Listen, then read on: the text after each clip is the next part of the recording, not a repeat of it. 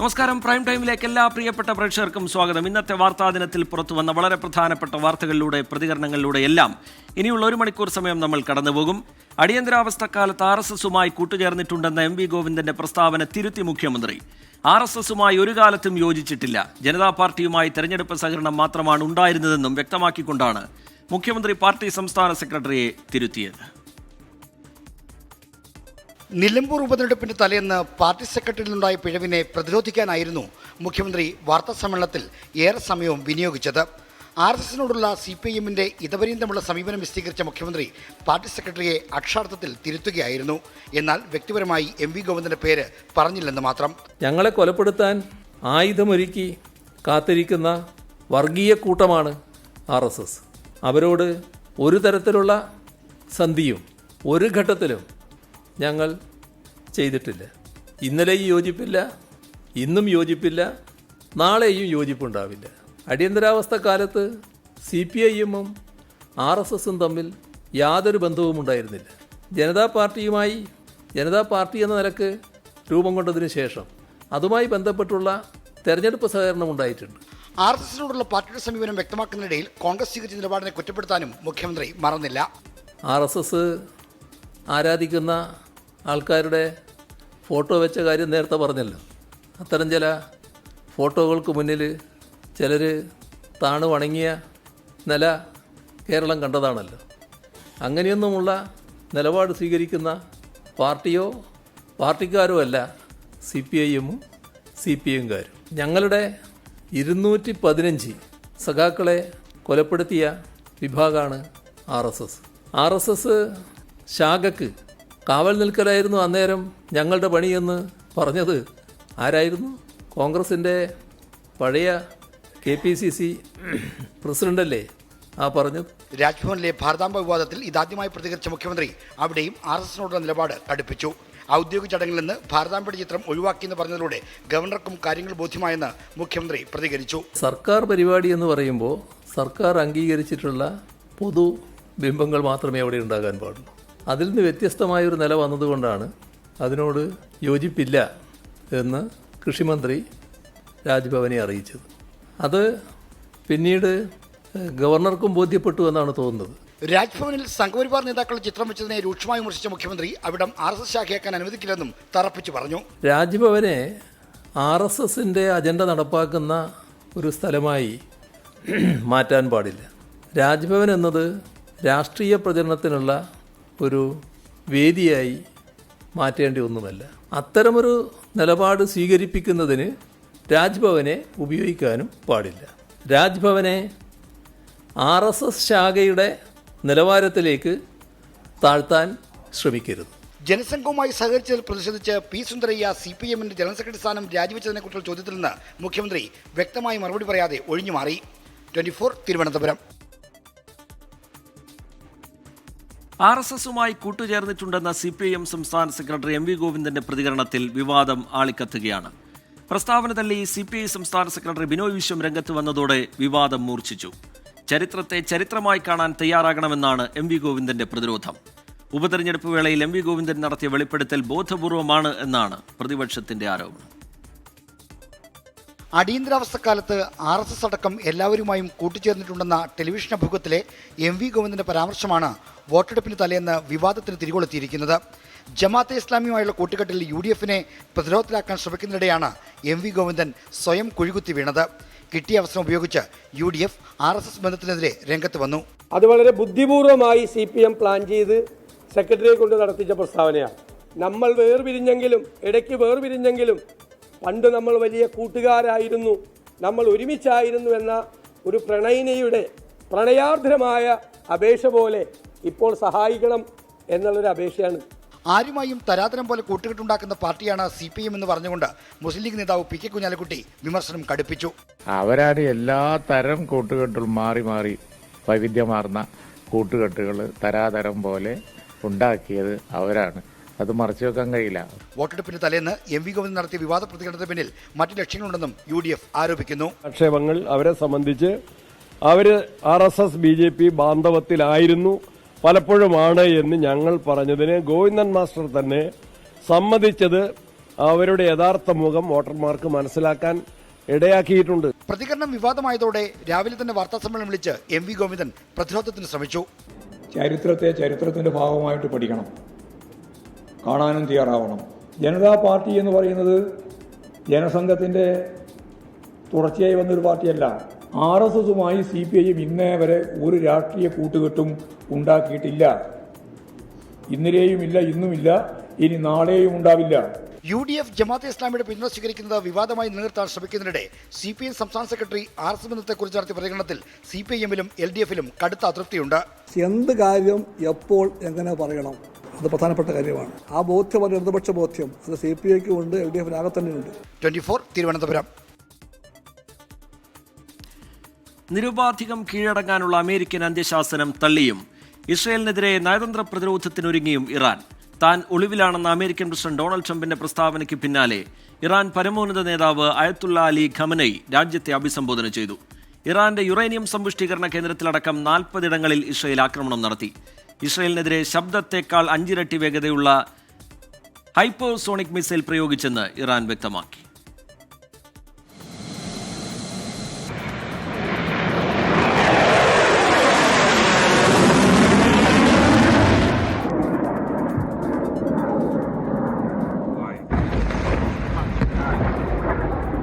സമാധാനത്തിന്റെ നേരിയ സൂചന പോലുമില്ലാതെ ഇറാൻ ഇസ്രയേൽ സംഘർഷം കൂടുതൽ രൂക്ഷം.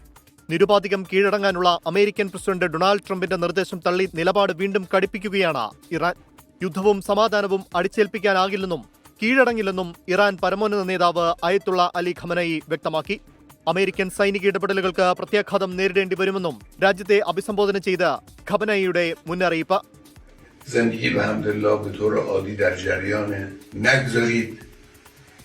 دشمن احساس کنه که شما در مقابل او میترسید، احساس ضعف میکنید.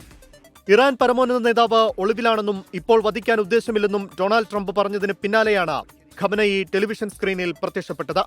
ഇസ്രയേൽ ഭീകരതയോട് ദയുണ്ടാകില്ലെന്നും ഇറാൻ പരമോന്നത നേതാവ് വ്യക്തമാക്കി. ഇസ്രയേൽ നടപടിക്കെതിരെ കൂടുതൽ രാജ്യങ്ങളുടെ പിന്തുണ തേടി നയതന്ത്ര പ്രതിരോധം ഒരുക്കാനുള്ള നീക്കങ്ങളും ഇറാൻ നടത്തുന്നുണ്ട്. നയതന്ത്ര ഇടപെടലുകൾ സജീവമാക്കാൻ മന്ത്രിമാർക്കും ഉദ്യോഗസ്ഥർക്കും പ്രസിഡന്റ് മസൂദ് പെസഷ്കിയാൻ നിർദ്ദേശം നൽകി. ഇതിനിടെ ഇരു രാജ്യങ്ങളും ആക്രമണം തുടരുകയാണ്.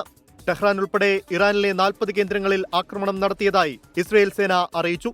ടെഹ്റാനിന് സമീപം യുറേനിയം സമ്പുഷ്ടീകരണത്തിന് ഉപകരണങ്ങൾ നിർമ്മിക്കുന്ന 2 കേന്ദ്രങ്ങൾ തകർത്തെന്നും അവകാശവാദം.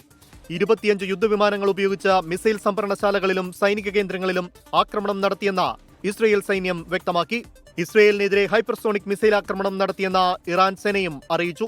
ശബ്ദത്തേക്കാൾ 5 ഇരട്ടി വേഗമുള്ള ഫത്താവൺ മിസൈൽ ഇസ്രയേലിന്റെ അയൺ ഡോം പ്രതിരോധത്തെ മറികടക്കുന്നതാണെന്നാണ് അവകാശവാദം. International desk 24. ഇറാനിലെ ഇന്ത്യൻ വിദ്യാർത്ഥികളെ ഒഴിപ്പിക്കുന്ന ദൗത്യത്തിന് ഓപ്പറേഷൻ സിന്ധു എന്ന പേര് നൽകി വിദേശകാര്യ മന്ത്രാലയം. ആദ്യ സംഘം നാളെ പുലർച്ചെ ഡൽഹിയിലെത്തും. അർമേനിയയിലെത്തിച്ച 110 വിദ്യാർത്ഥികളെയാണ് നാളെ ഡൽഹിയിലേക്ക് എത്തിക്കാൻ പോകുന്നത്. അജീഷ് ജയകുമാർ വിവരങ്ങളുമായി ചേരുന്നുണ്ട് ഡൽഹിയിൽ നിന്ന്. അജീഷ്, ഈ സാഹചര്യത്തെ സസൂക്ഷ്മം വിദേശകാര്യ മന്ത്രാലയം നിരീക്ഷിക്കുന്നുണ്ട്. ഇന്ത്യക്കാരുടെ സുരക്ഷയുമായി ബന്ധപ്പെട്ടുള്ള കാര്യങ്ങളിൽ തുടർ നടപടികൾ സ്വീകരിക്കുന്നുണ്ട്. ആദ്യ സംഘം നാളെ എത്താൻ പോകുന്നു. തുടർന്നുള്ള നടപടികൾ എങ്ങനെയാണ്? പുതിയ വിവരങ്ങൾ എങ്ങനെയാണ്? ഓപ്പറേഷൻ സിന്ധു എന്നീ ദൗത്യത്തിന് പേര് നൽകിയിരിക്കുന്നു. വിവരങ്ങൾ അജീഷ് ജയകുമാർ. മുമ്പ് നേരത്തെ റഷ്യ ഉക്രൈൻ ദൗത്യം നടന്നപ്പോഴും സമാനമായി വിദ്യാർത്ഥികളെ ഒഴിപ്പിച്ച ദൗത്യത്തിന് വിദേശകാര്യ മന്ത്രാലയം പേര് നൽകിയിരുന്നു. അതുപോലെ തന്നെയാണ് ഇറാനിൽ നിന്നും ഇസ്രായേലിൽ നിന്നും ഈ വിദ്യാർത്ഥികളെ ഇന്ത്യയിലേക്ക് എത്തിക്കുന്ന ദൗത്യത്തിന് വിദേശകാര്യ മന്ത്രാലയം പുതിയൊരു പേര് നൽകിയിരിക്കുന്നു. ഓപ്പറേഷൻ സിന്ധു എന്നാണ് ആ ദൗത്യത്തിന് നൽകിയിരിക്കുന്ന പേര്. ഓപ്പറേഷൻ സിന്ധൂറിന് സമാനമായിട്ടുള്ള ഒരു പേര് കൂടിയാണ്. ഈ ദൗത്യം ആദ്യഘട്ട ദൗത്യം തുടങ്ങിക്കഴിഞ്ഞു. ഇതിന്റെ ഭാഗമായി അർമേനിയയിൽ നിന്ന് 110 വിദ്യാർത്ഥികളുമായി ആദ്യഘട്ടം പുറപ്പെട്ടു കഴിഞ്ഞു. ഇതിൽ 90ഓളം വിദ്യാർത്ഥികൾ കശ്മീർ സ്വദേശികളാണ്. മറ്റുള്ളവർ മറ്റ് സംസ്ഥാനങ്ങളിൽ നിന്നുള്ളവരാണ്. ഇവർ ഏതാണ്ട് പുലർച്ചെ 3:30 ഡൽഹിയിൽ എത്തുമെന്നാണ് നമ്മൾ മനസ്സിലാക്കുന്നത്. അർമേനിയയിൽ നിന്ന് വിമാനം പുറപ്പെട്ടു കഴിഞ്ഞു. വിമാനം നേരെ ദോഹ വിമാനത്താവളത്തിലാണ് ഇറങ്ങുന്നത്. അവിടെ നിന്നാണ് ഡൽഹിയിൽ എത്തുന്നത്. അടുത്ത ഘട്ടത്തിൽ ഇസ്രയേലിൽ നിന്നുള്ള ഇന്ത്യക്കാരെയും ഒഴിപ്പിക്കുന്ന നടപടി തുടങ്ങിക്കഴിഞ്ഞു. അതിർത്തി രാജ്യങ്ങൾ വഴി ഇവിടെ എത്തി. അത് വഴിയാണ് ഇറാനിലെ ഇന്ത്യൻ വിദ്യാർത്ഥികളെ ഒഴിപ്പിക്കുന്ന നടപടി തുടരുകയാണ്. ആദ്യ സംഘം നാളെ പുലർച്ചെ 3:30 ഡൽഹിയിലേക്ക് എത്തും എന്നുള്ളതാണ് വിദേശകാര്യ മന്ത്രാലയം അറിയിക്കുന്നത്. അജീഷ് ജയകുമാർ വിശദാംശങ്ങൾ പങ്കുവെക്കുകയായിരുന്നു. ഇന്ത്യ പാക് സംഘർഷത്തിൽ മലക്കം മറിഞ്ഞ് അമേരിക്കൻ പ്രസിഡന്റ് ഡൊണാൾഡ് ട്രംപ്. യുദ്ധം അവസാനിപ്പിക്കാൻ പാകിസ്ഥാന് മേലാണ് താൻ സമ്മർദ്ദം ചെലുത്തിയതെന്ന് ട്രംപ് ഇപ്പോൾ പറയുന്നു. പ്രധാനമന്ത്രി നരേന്ദ്രമോദി ഫോണിൽ സംസാരിച്ചതിന് പിന്നാലെയാണ് നിലപാട് തിരുത്തിയത്. ഇന്ത്യ പാക് സംഘർഷം അവസാനിപ്പിച്ചത് തന്റെ ശ്രമഫലം എന്നായിരുന്നു ട്രംപിന്റെ വാദം. പി ജെയിംസ് വിവരങ്ങളുമായി ഇന്റർനാഷണൽ ന്യൂസ് ഡെസ്കിൽ നിന്ന് ചേരുന്നുണ്ട്. ഇത് ട്രംപ് ഒരു തവണയല്ല പലതവണ ഈ പരാമർശം ആവർത്തിച്ചിട്ടുള്ളതാണ്. അത് ഇന്ത്യയിലുണ്ടാക്കിയ രാഷ്ട്രീയ വിവാദങ്ങളും നമുക്ക് മുമ്പിലുണ്ട്. മൂന്നാം കക്ഷിയുടെ ഇടപെടലുമായി ബന്ധപ്പെട്ട് ഇപ്പോൾ മോദിയുമായുള്ള ടെലിഫോൺ സംഭാഷണത്തിന് പിന്നാലെ നേരത്തെയുള്ള നിലപാട് തിരുത്തുന്നു. അതിൽ നിന്ന് പാടയെ മലക്കം മറയുന്നു ട്രംപ്. എന്താണ് ട്രംപ് ഇതുമായി ബന്ധപ്പെട്ട് ഒടുവിലായി പ്രതികരിച്ചത്? റീജിത്തെ, ഇത് അമേരിക്കൻ പ്രസിഡന്റ് ഡൊണാൾഡ് ട്രംപിനെ സംബന്ധിച്ചിടത്തോളം വാക്ക് മാറ്റി പറയാന്നുള്ളത് വലിയ ഒരു പുതുമയൊന്നുമല്ല. പക്ഷേ ഇതൊരു വലിയ അന്താരാഷ്ട്ര തലത്തിൽ വലിയ ഇമ്പാക്റ്റ് ഉണ്ടാക്കുന്ന ഒരു മലക്കം മറിച്ചിലാണ്. പ്രത്യേകിച്ച് ഇതുവരെ ട്രംപ് അവകാശപ്പെട്ടിരുന്നത് 3 ദിവസം അല്ലെങ്കിൽ 4 ദിവസം നീണ്ട ഇന്ത്യ പാക് ഏറ്റുമുട്ടൽ സംഘർഷം ഞാൻ മധ്യസ്ഥത വഹിച്ചാണ്, അമേരിക്ക മധ്യസ്ഥം വഹിച്ചാണ് തീർത്തതെന്ന് എല്ലാ സ്ഥലങ്ങളിലും പറഞ്ഞുകൊണ്ടിരുന്നു. പക്ഷേ ഇന്ത്യ നിഷേധിച്ചിരുന്നു. ഇന്ത്യയുടെ സംഘം അവിടെ പോയപ്പോൾ ശശി തരൂരിൻ്റെ നേതൃത്വത്തിൽ തന്നെ അന്ന് തള്ളിപ്പറഞ്ഞാണ് അമേരിക്കയുടെ മധ്യസ്ഥതയില്ലായിരുന്നു എന്നുള്ളത്. ഇന്ന് ഇന്ത്യയുടെ പ്രധാനമന്ത്രി നരേന്ദ്രമോദിയുമായി 35 മിനിറ്റ് ടെലിഫോൺ സംഭാഷണം നടത്തിയിരുന്നു അമേരിക്കൻ പ്രസിഡന്റ് ഡൊണാൾഡ് ട്രംപ്. അതിൽ നരേന്ദ്രമോദി അതിശക്തമായിട്ട് പറഞ്ഞിട്ടുണ്ട്, ഇതിൽ അങ്ങനെ ഒരു മീഡിയേഷൻ ഉണ്ടായിട്ടില്ല. 2 സൈന്യവും 2 രാജ്യങ്ങളും തമ്മിലുള്ള സംസാരത്തിൽ നിന്നാണ് ആ സംഘർഷം അവസാനിപ്പിച്ചത്. അതിൽ അമേരിക്ക വ്യാപാര കരാർ ചൂണ്ടിക്കാണിച്ച് ആ തരത്തിൽ ഇടപെട്ടു എന്ന് അമേരിക്കൻ കോടതിയിൽ കൊടുത്ത ഒരു സത്യവാങ്മൂലം പോലും തെറ്റാണെന്നുള്ള രീതിയിൽ പറയേണ്ടി വന്നു മോദിക്ക്. എന്തായാലും അത് വളരെ ശക്തമായിട്ട് ഇന്ത്യ പറഞ്ഞതിന് പിന്നാലെ ട്രംപ് ഇപ്പോൾ തിരുത്തിയിരിക്കുകയാണ്. അതിൽ പറഞ്ഞിരിക്കുന്നത് പാകിസ്ഥാൻ്റെ ഭാഗത്ത് ആണ് താൻ സമ്മർദ്ദം ചെലുത്തിയത്, പക്ഷേ ഇന്ത്യയുടെ ഭാഗത്ത് നരേന്ദ്രമോദി അവിടുത്തെ സർക്കാരും തന്നെയാണ് സമ്മർദ്ദം ചെലുത്തിയത്, അല്ലെങ്കിൽ അവരാണ് ചെയ്തത്, എനിക്ക് പങ്കില്ല എന്ന് ട്രംപിന് പറയേണ്ടി വന്നിരിക്കുന്നു. ഇതൊരു വല്ലാത്ത മറക്കം മറിച്ചിലാണ്. അമേരിക്കയുടെ പ്രസിഡന്റ് പറഞ്ഞ വാക്ക് വീണ്ടും മാറ്റി പറയേണ്ടി വരിക, ഒരുപക്ഷെ എല്ലായിടത്തും ക്രെഡിറ്റ് എടുക്കുക എന്നുള്ള ഒരു നയം ട്രംപിൻ്റെ ഭാഗത്തു നിന്നുണ്ട്. ഇപ്പം തന്നെ ഇസ്രായേലാണ് ഇറാനുമായിട്ട് വലിയ സംഘർഷം നടക്കുന്നത്. അതിനിടയിലാണ് ട്രംപ് കയറി പറഞ്ഞത് എവിടെയാണ് ആയത്തുള്ള ഖമനൈ ഒളിച്ചിരിക്കുന്നതെന്ന് ഞങ്ങൾക്കറിയാം, ഞങ്ങളിത് അവസാനിപ്പിക്കും. ഇതുവരെ അമേരിക്ക ഇതിൽ പങ്കാളിയല്ല എന്നാണ് നേരത്തെ പറഞ്ഞുകൊണ്ടിരുന്നത്. അപ്പോൾ ട്രംപിൻ്റെ നിലപാടുകൾ ഇരട്ടത്താപ്പാണ് എന്നുള്ള തരത്തിൽ ആരോപണങ്ങൾ വരുന്നു. ഒരുപക്ഷെ അമേരിക്കയുടെ ആഭ്യന്തര തലത്തിൽ ട്രംപിൻ്റെ നിലപാടുകൾക്ക് വേണ്ടത്ര സ്വീകാര്യത ഇപ്പോൾ യുദ്ധത്തിലൊക്കെ പങ്കെടുക്കാൻ ലഭിക്കുന്നില്ല, അതുകൊണ്ട് കൂടിയായിരിക്കാം. എന്തായാലും ഇന്ത്യയെ സംബന്ധിച്ചിടത്തോളം ഇന്ത്യക്ക് ആശ്വാസകരമായൊരു നിലപാടാണ് ഉണ്ടായിരിക്കുന്നത്. ഇന്ത്യ എടുത്ത ഓപ്പറേഷൻ സിന്ദൂറിലെ നിലപാട് അവസാനം ട്രംപിന് ശരിവെക്കേണ്ടി വന്നിരിക്കുന്നു എന്നുള്ളതാണ് യാഥാർത്ഥ്യം. പ്രീജിത്തെ, ശരി, പി ജെയിംസ് വിവരങ്ങൾ നൽകുകയായിരുന്നു. ഓപ്പറേഷൻ സിന്ദൂറിന് ശേഷം കേന്ദ്ര സർക്കാരിന് നേരെ കോൺഗ്രസ് ഉയർത്തിയ പ്രധാനപ്പെട്ട ഒരു ചോദ്യം അതായിരുന്നു. ഈ തർക്കത്തിൽ അത് അവസാനിപ്പിക്കുന്നതിൽ മൂന്നാം കക്ഷിയുടെ ഇടപെടൽ ഉണ്ടായോ, അതിൽ അമേരിക്കയുടെ ഇടപെടൽ ഉണ്ടായോ എന്നുള്ള ചോദ്യമായിരുന്നു. അതിനിടയിലാണ് ട്രംപിൻ്റെ ഈ ആവർത്തിച്ചുള്ള താൻ അതിൽ ഇടപെട്ടു എന്ന തരത്തിലുള്ള പരാമർശങ്ങൾ വലിയ ചർച്ചയായത്. ഇപ്പോൾ പാകിസ്ഥാന് മേലാണ് താൻ സമ്മർദ്ദം ചെലുത്തിയത് എന്ന് മലക്കം മറയുകയാണ് ഡൊണാൾഡ് ട്രംപ്. സാഹസിക ദൗത്യത്തിനിടെ അമേരിക്കയിലെ ജമനാലി പർവ്വതത്തിൽ കുടുങ്ങിയ മലയാളി പർവ്വതാരോഹകൻ ഷെയ്ഖ് ഹസൻ ഖാന്റെ രക്ഷാദൗത്യത്തിന് സർക്കാർ ഇടപെടൽ. മുഖ്യമന്ത്രിയുടെയും ധനകാര്യമന്ത്രിയുടെയും ഓഫീസുകൾ കേന്ദ്ര വിദേശകാര്യ മന്ത്രാലയവുമായി ബന്ധപ്പെട്ടു. അടിയന്തര ഇടപെടൽ ആവശ്യപ്പെട്ട് പത്തനംതിട്ട MP ആന്റോ ആന്റണി MP വിദേശകാര്യമന്ത്രിക്ക് കത്ത് നൽകി. ഓപ്പറേഷൻ സിന്ദൂറിൽ ഇന്ത്യൻ സൈന്യത്തെ അഭിനന്ദിക്കാൻ പതാക നാട്ടാനുള്ള ദൗത്യത്തിനിടയിലാണ് ഷെയ്ഖ് ഹസൻ കുടുങ്ങിയത്. ഭക്ഷണവും വെള്ളവും ഇല്ലാത്ത ക്യാമ്പിൽ കഴിയുകയാണെന്ന് ഷെയ്ഖ് ഹസൻ സാറ്റലൈറ്റ് ഫോൺ വഴി 24-നോട് പറഞ്ഞു. എവറസ്റ്റ് കീഴടക്കി ചരിത്രത്തിലിടം പിടിച്ച മലയാളി പർവ്വതാരോഹകനാണ് ഷെയ്ഖ് ഹസൻ ഖാൻ. അമേരിക്കയിലെ ഡമനാലിയിൽ ഇന്ത്യൻ പതാക നാട്ടാനുള്ള ശ്രമത്തിനിടെയാണ് ഷെയ്ഖ് ഹസൻ ഖാൻ കുടുങ്ങിയത്. അമേരിക്കയിലെ ഏറ്റവും വലിയ പർവ്വതത്തിന് 17,000 അടി മുകളിലുള്ള ബേസ് ക്യാമ്പിലാണ് ഷെയ്ഖ് ഹസനും ഒപ്പമുണ്ടായിരുന്ന അമേരിക്കൻ പൗരനും ഇപ്പോൾ. സാധാരണമായി ഇത്തരത്തിലുള്ള കൊടുങ്കാറ്റ് മൗണ്ട് ഡമനാലിയിൽ ഉണ്ടാകാറില്ല. ഭക്ഷണവും വെള്ളവുമില്ലാത്ത ക്യാമ്പിൽ രക്ഷാദൗത്യം ദുഷ്കരമാണെന്ന് ഷെയ്ഖ് ഹസൻ ഖാൻ 24-നോട് പറഞ്ഞു. മകൻ പർവ്വതത്തിൽ കുടുങ്ങിക്കിടക്കുന്ന വിവരം 24 വാർത്തയിലൂടെയാണ് അറിഞ്ഞത്. ഒന്ന് സംസാരിച്ചാൽ മാത്രം മതിയെന്ന് ഷെയ്ഖ് ഹസൻ ഖാന്റെ മാതാവ് 24-നോട്. സാധാരണ അങ്ങനെയല്ല, എവിടെ പോയാലും അവന് ഇടയ്ക്ക് നമ്മളെ ഒന്ന് വിളിക്കും 2 മിനിറ്റ് സാറ്റലൈറ്റ് വഴി. ഈ പ്രാവശ്യം അത് വിളിച്ചിട്ടില്ല. ഇന്ന് രാവിലെ 24 ന്യൂസ് പറഞ്ഞപ്പോഴാണ്, 24 നമ്മൾ കണ്ടില്ലായിരുന്നു, കണ്ടവർ വിളിച്ച് പറഞ്ഞ ശേഷം ഞാൻ വെച്ചപ്പോഴാണ് കാണുന്നത്. രക്ഷപ്പെടുത്തണം, അവനെ സുഖമായിട്ട് എത്തണിരിക്കുന്ന ഒരു ഫോൺ കോൾ മോൻ്റെ നിന്ന് കിട്ടിയാൽ മതി. സുഖമായിരിക്കുന്നു എന്നുള്ളൊരു വിളി മോൻ്റെ അത് നോക്കിയിരിക്കുക. സംസ്ഥാന സർക്കാർ വിഷയത്തിൽ ഇടപെട്ടിട്ടുണ്ട്. സ്ഥിതിഗതികൾ നിരീക്ഷിക്കുന്നുവെന്നാണ് കേന്ദ്ര വിദേശകാര്യ മന്ത്രാലയത്തിന്റെ മറുപടി. ലോകത്തിലെ പ്രശസ്തമായ 6 കൊടുമുടികൾ കീഴടക്കിയ ഷെയ്ഖ് ഹസൻ ഖാൻ ധനകാര്യ വകുപ്പിൽ സെക്ഷൻ ഓഫീസറാണ്. 24 പത്തനംതിട്ട. പ്രൈം ടൈമിലേക്ക് വീണ്ടും. സാഹസിക ദൗത്യത്തിനിടെ മലയാളി പർവ്വതാരോഹകൻ അമേരിക്കയിലെ ജമനാലി പർവ്വതത്തിൽ കുടുങ്ങിയ സംഭവത്തിൽ ഷെയ്ഖ് ഹസൻ ഖാനെ സുരക്ഷിതമാക്കുന്നതിനാവശ്യമായ നടപടി സ്വീകരിക്കണമെന്നാവശ്യപ്പെട്ട് മുഖ്യമന്ത്രി പ്രധാനമന്ത്രിക്ക് കത്തയച്ചു. 24 വാർത്തയ്ക്ക് പിന്നാലെയാണ് സർക്കാരിന്റെ ഇടപെടൽ. 24 prime time breaking. Alex Ram Muhammad വിവരങ്ങളുമായി തിരുവനന്തപുരത്ത് നിന്ന് ചേരുന്നുണ്ട്. അലക്സ്, ഇതിൽ സംസ്ഥാനം ഒരു കത്തുകൂടി നൽകുകയാണ് പ്രധാനമന്ത്രിക്ക് ഇതിൽ ഇടപെടൽ ആവശ്യപ്പെട്ടുകൊണ്ട്. എന്താണ് കത്തിന്റെ ഉള്ളടക്കം? വിവരങ്ങൾ എന്താണ് അലക്സ്?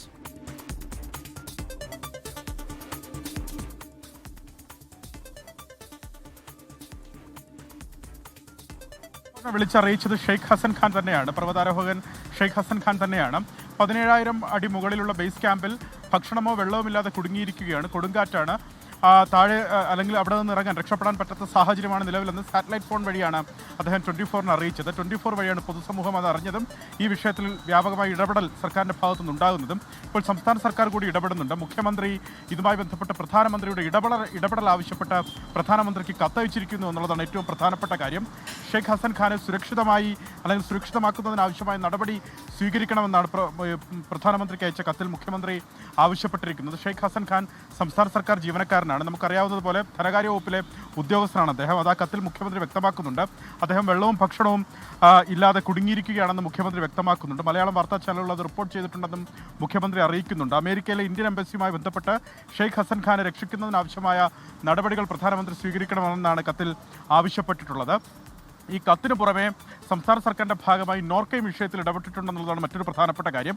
അമേരിക്കയിലെ ഇന്ത്യൻ എംബസിയോട് ഇദ്ദേഹത്തെ രക്ഷിക്കുന്നതിനാവശ്യമായ ഇടപെടൽ നടത്താൻ നോർക്കയും അഭ്യർത്ഥിച്ചിട്ടുണ്ട്. ഇനി എം പിമാരും ഈ വിഷയത്തിൽ സജീവമായി ഇടപെടുന്നുണ്ട്. ആന്റണി എം പിക്ക് പിന്നാലെ തന്നെ ശിവദാസൻ എം പിയും കേന്ദ്ര വിദേശകാര്യമന്ത്രി എസ് ജയശങ്കറിന് ഷെയ്ഖ് ഹസൻ ഖാനെ രക്ഷിക്കുന്നതിനാവശ്യമായ നടപടികൾ കൈക്കൊള്ളണമെന്നാവശ്യപ്പെട്ട് എസ് ജയശങ്കറിന് കത്ത് നൽകിയിട്ടുണ്ട്.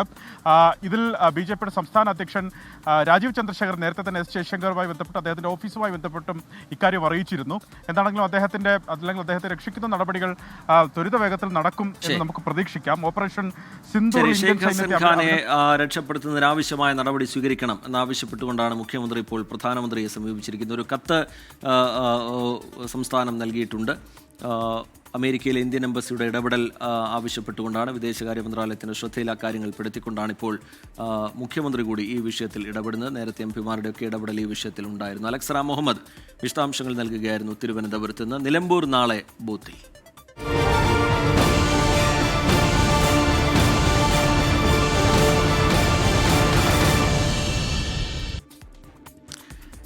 വാശിയേറിയ പ്രചാരണത്തിനും വാഗ്വാദങ്ങൾക്കും വിവാദങ്ങൾക്കും ഒക്കെ ഒടുവിൽ നിലമ്പൂർ നാളെ പോളിംഗ് ബൂത്തിലേക്ക് എത്തുകയാണ്. നിശബ്ദ പ്രചാരണത്തിൽ വോട്ടുറപ്പിക്കാനുള്ള അവസാനവട്ട ശ്രമത്തിലായിരുന്നു മുന്നണികൾ. നിശബ്ദ പ്രചാരണ ദിവസവും നിലമ്പൂരിൽ വിവാദങ്ങൾക്ക് കുറവുണ്ടായില്ല. വോട്ടുറപ്പിക്കാനുള്ള ഓട്ടപ്പാച്ചിലായിരുന്നു 3 സ്ഥാനാർത്ഥികളും. ഏതെങ്കിലും പ്രദേശം വിട്ടുപോയിട്ടുണ്ടോ എന്ന് ഒരിക്കൽ കൂടി പരിശോധന. നേരിട്ട് കണ്ട് വോട്ടഭ്യർത്ഥന.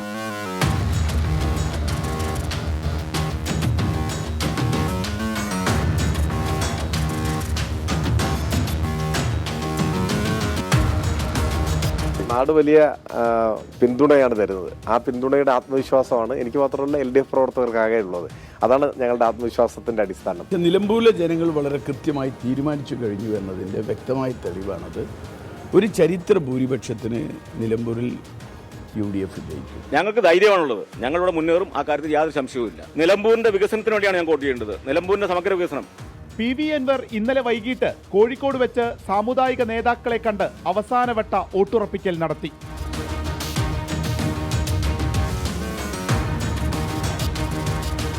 നിലമ്പൂരിലെ ജനങ്ങളെ സംബന്ധിച്ച് അവരുടെ നിലനിൽപ്പിൻ്റെ പ്രശ്നമാണ്. എന്നെ സംബന്ധിച്ച് എൻ്റെ ജീവൻ്റെ പ്രശ്നമാണെന്ന് അവർക്കറിയാം. ഞാൻ പോരാടിയത് അവർക്ക് വേണ്ടിയാണ്. ഇന്ന് ഈ നടുറോട്ടിലേക്ക് ഇറങ്ങേണ്ടി വന്നത് അവർക്ക് വേണ്ടിയിട്ടാണ്. അത് അവിടുത്തെ പാവപ്പെട്ട സഖാക്കളും തൊഴിലാളികളും ജനങ്ങളും എല്ലാവരും അത് മനസ്സിലാക്കുന്നുണ്ട്. RSSുമായി അടിയന്തരാവസ്ഥക്കാലത്ത് ചേർന്നിട്ടുണ്ടെന്ന CPIM സംസ്ഥാന സെക്രട്ടറി MV ഗോവിന്ദന്റെ പ്രസ്താവന നിലമ്പൂരിൽ പ്രതിഫലിക്കുമോ എന്ന ചർച്ച ഇടതുപാളയത്തിലുണ്ട്. ഉമ്മൻചാണ്ടിയുടെ കല്ലറ സന്ദർശിച്ച ആര്യാടൻ ഷൗക്കത്തിന് VV പ്രകാശിന്റെ വീട്ടിൽ പോകാൻ നേരമില്ലെന്ന് DYFIയുടെ വിമർശനം. തിരഞ്ഞെടുപ്പിനുള്ള എല്ലാ സജ്ജീകരണങ്ങളും പൂർത്തിയായതായി ജില്ലാ ഭരണകൂടം അറിയിച്ചു. ടീം 24 നിലമ്പൂർ. നാളെ വോട്ടെടുപ്പ് നടക്കാനിരിക്കെ നിലമ്പൂരിൽ വോട്ടിംഗ് യന്ത്രങ്ങളുടെ വിതരണം പൂർത്തിയാക്കി. ചുങ്കത്തറ മാർത്തോമ ഹയർ സെക്കൻഡറി സ്കൂളിൽ വെച്ചാണ് വിവിപാറ്റ് അടക്കമുള്ള വോട്ടിംഗ് യന്ത്രങ്ങളുടെ വിതരണം നടന്നത്. ആകെ 263 ബൂത്തുകളാണ് മണ്ഡലത്തിൽ ക്രമീകരിച്ചിരിക്കുന്നത്. നിലമ്പൂർ നാളെ പോളിംഗ് ബൂത്തിലേക്ക് നീങ്ങുമ്പോൾ സുതാര്യവും കുറ്റമറ്റതുമായ തെരഞ്ഞെടുപ്പ് നടത്താനുള്ള ഒരുക്കത്തിലാണ് ഉദ്യോഗസ്ഥർ. 7 പഞ്ചായത്തുകളും ഒരു മുനിസിപ്പാലിറ്റിയും അടങ്ങുന്ന നിലമ്പൂർ മണ്ഡലത്തിൽ ആകെ ക്രമീകരിച്ചിരിക്കുന്നത് 263 ബൂത്തുകൾ. ഇതിൽ ആദിവാസി മേഖലയിൽ ഉൾപ്പെടുന്ന 3 ബൂത്തുകൾ വനത്തിനുള്ളിലാണ്. 314 പ്രിസൈഡിംഗ് ഓഫീസേഴ്സും 975 പോളിംഗ് ഉദ്യോഗസ്ഥരുമടക്കം 1301 ഉദ്യോഗസ്ഥരാണ് തെരഞ്ഞെടുപ്പ് നിയന്ത്രിക്കുന്നത്. 7 മേഖലകളിലായി 11 പ്രശ്നബാധിത ബൂത്തുകളുമുണ്ട്. പോലീസിന്റെയും അർദ്ധസൈനിക വിഭാഗത്തിന്റെയും ശക്തമായ വിന്യാസവും സംസ്ഥാനം മാവോയിസ്റ്റ് വിമുക്തമെന്ന് പ്രഖ്യാപിച്ചതിന് പിന്നാലെ നടത്തുന്ന ആദ്യ തെരഞ്ഞെടുപ്പെന്ന പ്രത്യേകതയും നിലമ്പൂരിനുണ്ട്. 263 പോളിംഗ് ബൂത്തുകളിലെ മെഷീനുകൾക്ക് പുറമെ 315 EVM-ഉം 341 VVPAT-കളും റിസർവ്ഡായും ഒരുക്കിയിട്ടുണ്ട്. തെരഞ്ഞെടുപ്പ് മെഷീനുകൾ കൈപ്പറ്റിയ ഉദ്യോഗസ്ഥർക്ക് GPS ഘടിപ്പിച്ച വാഹനങ്ങളാണ് ബൂത്തുകളിലേക്ക് പോകാൻ ഒരുക്കിയിരിക്കുന്നത്. വ്യക്തമായ സുരക്ഷാ ക്രമീകരണങ്ങൾ ചെയ്തിട്ടുണ്ട്. പോലീസ് ഡിപ്ലോയ്മെന്റ് ഉണ്ട്, സെൻട്രൽ ഫോഴ്സിന്റെ ഡിപ്ലോയ്മെന്റ് ഉണ്ട്. നമുക്ക് 14 ക്രിട്ടിക്കൽ പോളിംഗ് സ്റ്റേഷന് പ്രത്യേക ക്രമീകരണങ്ങൾ ഏർപ്പെടുത്തിയിട്ടുണ്ട്. എല്ലാ ബൂത്തുകളിലും തത്സമയ ദൃശ്യങ്ങൾ ലഭ്യമാക്കാൻ വെബ്കാസ്റ്റിംഗും സജ്ജീകരിച്ചിട്ടുണ്ട്. 2,32,381 വോട്ടർമാർ. അവരെല്ലാവരും പോളിംഗ് ബൂത്തിലെത്തി വോട്ട് രേഖപ്പെടുത്തുമെന്ന പ്രതീക്ഷയിലാണ് മുന്നണികളും സ്ഥാനാർത്ഥികളും ഉദ്യോഗസ്ഥരും. ഓരോ വോട്ടർക്കും കൃത്യമായി പോളിംഗ് ബൂത്തിലെത്തി പരാതികളില്ലാതെ മടങ്ങാനാകണം. അതിനുള്ള ഒരുക്കത്തിലാണ് ഉദ്യോഗസ്ഥർ. സുഹൈൽ മുഹമ്മദ്, 24 നിലമ്പൂർ. ഇനി കാലാവസ്ഥയുമായി ബന്ധപ്പെട്ട മഴക്കെടുതിയുമായി ബന്ധപ്പെട്ട വിവരങ്ങളിലേക്കാണ്. അതിതീവ്ര മഴയിൽ കണ്ണൂർ, കാസർഗോഡ് ജില്ലകളിലായി 4 പേർ മുങ്ങിമരിച്ചു. കാസർഗോഡ് മാലിക് ദിനാറിൽ തീർത്ഥാടനത്തിനെത്തിയ ബംഗളൂരു DJ ഹള്ളി സ്വദേശി ഫൈസാനാണ് കുളത്തിൽ മുങ്ങിമരിച്ചത്. കണ്ണൂരിൽ കൊട്ടിയൂർ ബാവലിപ്പുഴയിൽ കാണാതായ കാഞ്ഞങ്ങാട് സ്വദേശി അഭിജിത്തിന്റെ മൃതദേഹം കിട്ടി. കണ്ണൂർ കക്കാട് പുഴയിൽ 12-കാരൻ മുങ്ങിമരിച്ചു.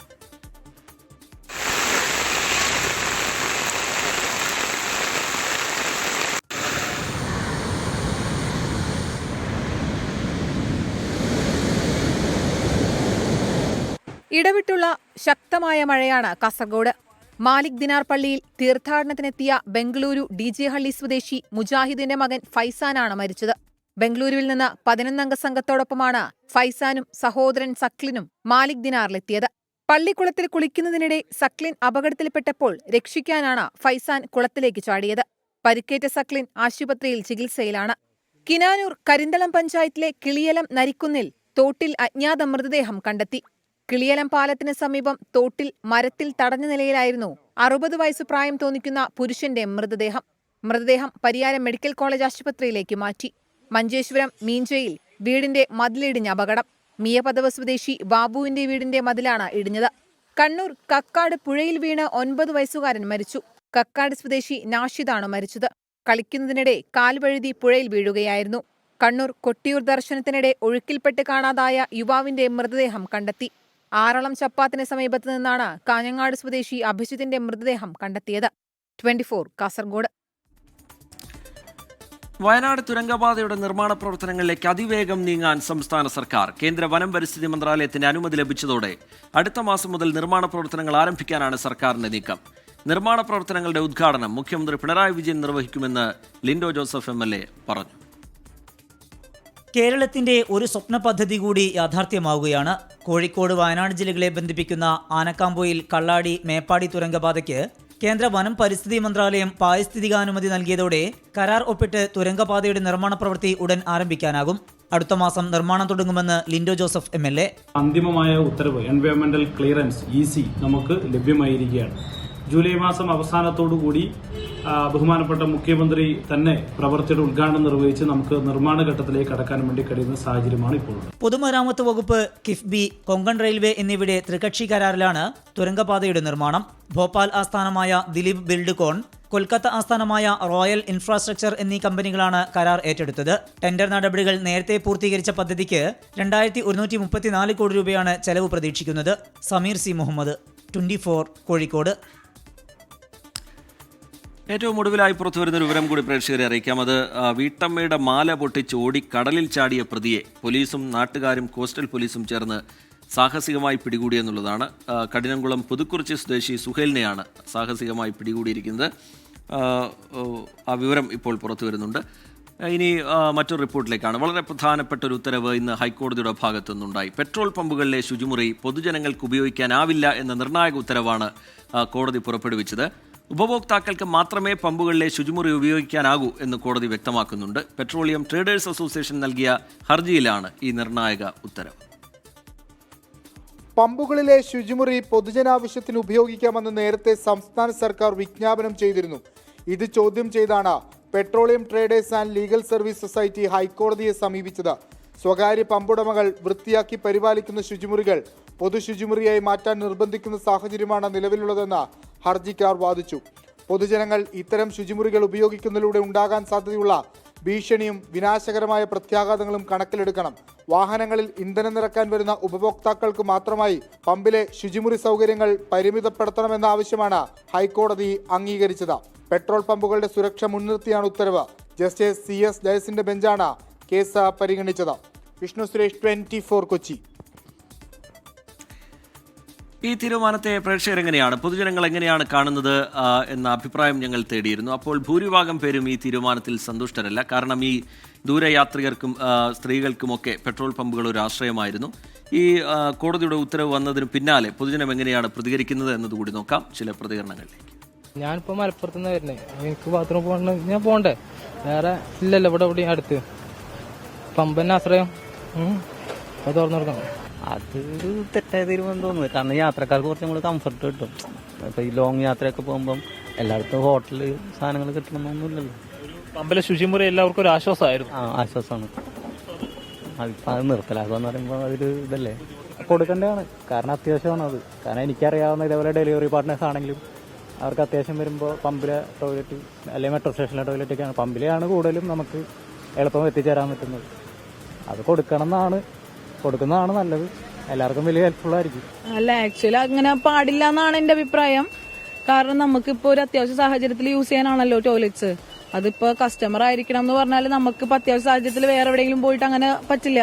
അപ്പോൾ പൊതുവെ അങ്ങനെ എല്ലാവർക്കും യൂസ്ഡ് ആക്കാൻ പറ്റിയിട്ടുള്ള രീതിയിൽ വേണം എന്നാണ് എന്റെ അഭിപ്രായം. പുറത്തുനിന്ന് വരുന്നവർ എന്തെങ്കിലും പെട്ടെന്ന് ഒരു അത്യാവശ്യം വന്നാൽ എന്ത് ചെയ്യും? അത്യാവശ്യം വന്നാൽ അവർക്ക് ഉപയോഗിക്കണ്ടേ? അത് ചെയ്യണം എന്തായാലും. പമ്പ് കഴിഞ്ഞവർക്ക് മാത്രം കൊടുക്കാന്ന് പറയാല്ലോ, ഒരു റോട്ടി കൂടെ കൊണ്ടാക്കാൻ കൊടുക്കാല്ല. മനുഷ്യന്മാരല്ലേ എല്ലാവരും. അതിന്റെ ഓണർ ഒന്ന് മനസ്സിലാക്കാം. ഏത് പമ്പിന്റെ ഓണർ ആണെങ്കിലും ഒന്ന് മനസ്സിലാക്കാം. നമുക്ക് സാധാരണ നമുക്കൊരു ഇതിന് വേണ്ടിയിട്ടാണ് നമ്മൾ പോകുന്നത്. നമ്മളെപ്പോഴായാലും അവിടെ വന്ന് പെട്രോൾ അടിക്കും. അങ്ങനെ ചെയ്യുന്നത് ശരിയല്ലല്ലോ. അതൊരു തെറ്റായ സംഭവമാണ് ഞാൻ പറയുന്നുള്ളൂ. നല്ല തീരുമാനമല്ല അത്. അല്ല, പലവരും പല അത്യാവശ്യമായിട്ട് പോകുന്നുണ്ട്. യാത്രക്കാരായാലും ഇപ്പോൾ ലേഡീസ് ആയാലും അവർക്കാണ് മുൻഗണന. പുരുഷന്മാരാണ് ഇപ്പോൾ മാറിയെന്ന് ടോയ്ലറ്റ് യൂസ്. സ്ത്രീകൾക്ക് എന്തായാലും മുൻഗണന കൊടുക്കണം. ഇപ്പോൾ ഒരു പറയുന്നത് ഇവിടെ പേയ്മെന്റ് ചെയ്താൽ മാത്രമേ, ഉദാഹരണം പെട്രോൾ അടിച്ചാൽ മാത്രമേ ടോയ്ലറ്റ് യൂസ് ചെയ്യാൻ പറ്റുന്നത്. നല്ല ഇടപാടല്ല അത്. നേരത്തെ ഇങ്ങനെ പെട്രോൾ പമ്പുകളിലെ ശുചിമുറികൾ പൊതുജനങ്ങൾക്കും ഉപയോഗിക്കാം എന്ന നിർദ്ദേശം സർക്കാർ നൽകിയിരുന്നു. ആ തീരുമാനം സർക്കാർ നടപ്പാക്കിയിരുന്നു. ഇപ്പോൾ ഈ പുതിയ ഉത്തരവ് വരുന്നതോടുകൂടി സർക്കാരിന്റെ ആ തീരുമാനം കൂടി റദ്ദാവുകയാണ്. പ്രൈം ടൈമിലേക്ക് വീണ്ടും. ദേശീയപാത ടോളുകളിൽ വാർഷികാടിസ്ഥാനത്തിൽ ഫാസ്ടാഗ് പാസുകൾ നടപ്പാക്കാൻ പോവുകയാണ് കേന്ദ്രം. ഈ വർഷം ഓഗസ്റ്റ് 15 മുതൽ വാർഷിക ഫാസ്ടാഗുകൾ പ്രാബല്യത്തിൽ വരും. ഉപരിതല ഗതാഗത മന്ത്രാലയത്തിൻ്റെതാണ് തീരുമാനം. എങ്ങനെയായിരിക്കും ഇത് നമ്മുടെ യാത്രകളെ ബാധിക്കാൻ പോകുന്നത്? പുതിയ ഈ നീക്കം ഏത് തരത്തിലായിരിക്കും എഫക്ട് ചെയ്യാൻ പോകുന്നത് എന്നുള്ള കാര്യം നമ്മളോട് പറയും 24 എക്സ്പ്ലെയിനറുമായി നിഖിൽ പ്രമേഷ്. ടോൾ പ്ലാസകളിൽ മണിക്കൂറുകളോളം കാത്തിരിക്കേണ്ടി വന്നവരാണോ നിങ്ങൾ? അതിനൊക്കെയുള്ളൊരു പരിഹാരം വരാൻ പോവുകയാണ്. എന്തെന്നല്ലേ, സുഖകരമായ ഹൈവേ യാത്രയ്ക്കുള്ള പുതിയ ചുവടുവെപ്പ് എന്ന ടാഗ് ലൈനോടെയാണ് ഉപരിതല ഗതാഗത മന്ത്രാലയം പുതിയ തീരുമാനം നടപ്പാക്കാൻ ഒരുങ്ങുന്നത്. ഇത് എങ്ങനെയായിരിക്കുമെന്ന് നമുക്ക് പരിശോധിക്കാം. 2025 ഓഗസ്റ്റ് 15 മുതൽ 3000 രൂപ വിലയുള്ള ഫാസ്ടാഗ് അധിഷ്ഠിത വാർഷിക പാസ് അവതരിപ്പിക്കാനാണ് മന്ത്രാലയം തീരുമാനിച്ചിരിക്കുന്നത്. ഇനി 3000 രൂപയുടെ വാർഷിക പാസിൽ എന്തൊക്കെയെന്ന് നമുക്ക് പരിശോധിക്കാം. ഈ പാസ് ആക്ടിവേറ്റ് ചെയ്താൽ ആക്ടിവേഷൻ തീയതി മുതൽ 1 വർഷത്തേക്ക് ടോൾ നൽകാതെ കടന്നുപോകാം. ഇനി അതല്ലെങ്കിൽ 200 യാത്രകൾ വരെ. ഏതാണോ ആദ്യം വരുന്നത് അതിനെ അടിസ്ഥാനപ്പെടുത്തിയായിരിക്കും പാസിന്റെ കാലാവധി തീരുമാനിക്കപ്പെടുക. ഈ പാസ് കാറുകൾ, ജീപ്പുകൾ, വാനുകൾ തുടങ്ങിയ വാണിജ്യേതര സ്വകാര്യ വാഹനങ്ങൾക്ക് മാത്രമായി രൂപകൽപ്പന ചെയ്തിരിക്കുന്നതാണ്. വാർഷിക പാസ് രാജ്യത്തുടനീളമുള്ള ദേശീയ പാതകളിലൂടെയുള്ള നിങ്ങളുടെ യാത്ര സുഗമവും ചെലവ് കുറഞ്ഞതുമാക്കും. ആക്ടിവേഷനും പുതുക്കലിനുമുള്ള ഒരു ലിങ്ക് ഉടൻ തന്നെ രാജ്മാർഗ് യാത്ര ആപ്പിലും NHAI, മോർത്ത് എന്നിവയുടെ ഔദ്യോഗിക വെബ്സൈറ്റുകളിലും ലഭ്യമാക്കും. 60 കിലോമീറ്റർ പരിധിക്കുള്ളിൽ സ്ഥിതി ചെയ്യുന്ന ടോൾ പ്ലാസകളെ കുറിച്ചുള്ള ദീർഘകാല ആശങ്കകൾ ഈ നയം പരിഹരിക്കും. താങ്ങാനാകുന്ന ഇടപാടുകളിലൂടെ ടോൾ പേയ്മെന്റുകൾ ലളിതമാക്കുകയും ചെയ്യും. കാത്തിരിപ്പ് സമയം കുറയ്ക്കുക, തിരക്ക് കുറയ്ക്കുക, ടോൾ പ്ലാസകളിലെ തർക്കങ്ങൾ കുറയ്ക്കുക, ഇതൊക്കെയാണ് ഉപരിതല ഗതാഗത വകുപ്പ് ലക്ഷ്യമിടുന്നത്. ദശലക്ഷക്കണക്കിന് സ്വകാര്യ വാഹന ഉടമകൾക്ക് വേഗതയേറിയതും സുഗമവുമായ യാത്രാനുഭവം നൽകുക എന്നതാണ് വാർഷിക പാസ് ലക്ഷ്യമിടുന്നത്. അപ്പോൾ ഇനി ടോൾ പ്ലാസകളിൽ പണം നൽകാൻ കാത്തിരിക്കേണ്ട, യാത്രകൾ തുടർന്നുകൊള്ളുക. നിഖിൽ പ്രമേഷ് തയ്യാറാക്കിയ എക്സ്പ്ലെയിനറാണ് നമ്മൾ കണ്ടത്. പത്തനംതിട്ട മിഴുവേലിയിലെ നവജാത ശിശുവിന്റെ മരണം കൊലപാതകമല്ല എന്ന പ്രാഥമിക നിഗമനത്തിലാണ് പോലീസ്. പോസ്റ്റ്മോർട്ടം റിപ്പോർട്ടിൽ നിന്ന് ആ ഒരു പ്രാഥമിക നിഗമനത്തിലേക്കാണ് പോലീസ് പോകുന്നത്. തലക്കേറ്റ പരിക്കാണ് കുഞ്ഞിന്റെ മരണകാരണമെന്നാണ് ഡോക്ടേഴ്സ് വ്യക്തമാക്കുന്നത്. പെൺകുട്ടി ശുചിമുറിയിൽ തലകറങ്ങി വീണപ്പോൾ കുഞ്ഞിന്റെ തല ഇടിച്ചതാകാം എന്നാണ് നിഗമനം. പെൺകുട്ടിയെയും ബന്ധുക്കളെയും വിശദമായി ചോദ്യം ചെയ്യാനാണ് പോലീസിന്റെ തീരുമാനം. മെഴുവേലിയിലെ നവജാത ശിശുവിന്റെ മരണം കൊലപാതകമല്ല എന്നാണ് പ്രാഥമിക പോസ്റ്റ്മോർട്ടം റിപ്പോർട്ട് സൂചിപ്പിക്കുന്നത്. തലക്കേറ്റ പരിക്കാണ് കുഞ്ഞിന്റെ മരണകാരണമെന്നാണ് ഡോക്ടർമാർ പോലീസിന് നൽകിയിരിക്കുന്ന പ്രാഥമിക വിവരം. ആരുമറിയാതെ പ്രസവിച്ച ശേഷം പൊക്കിൾക്കൊടി 21-കാരി തന്നെ വീട്ടിൽ വെച്ച് മുറിച്ചെടുത്തു. ഇതിനിടെ ശുചിമുറിയിൽ തലകറങ്ങി വീണു. ഈ വീഴ്ചയിൽ കുഞ്ഞിന്റെ തല നിലത്തിടിച്ചതാകാമെന്നാണ് നിഗമനം. 21-കാരുടെ ആരോഗ്യനില തൃപ്തികരമായാൽ വീണ്ടും വിശദമായി ചോദ്യം ചെയ്യാനാണ് തീരുമാനം. നിയമവിദഗ്ധരുമായി കൂടിയാലോചിച്ച ശേഷമായിരിക്കും കേസിൽ കൂടുതൽ വകുപ്പുകൾ ഉൾപ്പെടുത്തുന്ന കാര്യത്തിൽ തീരുമാനമുണ്ടാകുക. 24 പത്തനംതിട്ട. പ്രൈം ടൈമിലേക്ക് വീണ്ടും. അന്താരാഷ്ട്ര ബഹിരാകാശ നിലയത്തിലേക്കുള്ള ആക്സിയം 4 ദൗത്യം വീണ്ടും മാറ്റി. ഞായറാഴ്ചയിലേക്കാണ് ദൗത്യം മാറ്റിയത്. ഇന്ത്യൻ ബഹിരാകാശ യാത്രികൻ ശുഭാംശു ശുക്ല ഉൾപ്പെട്ട ദൗത്യം ഇത് 5ാം തവണയാണ് മാറ്റിവെക്കുന്നത്.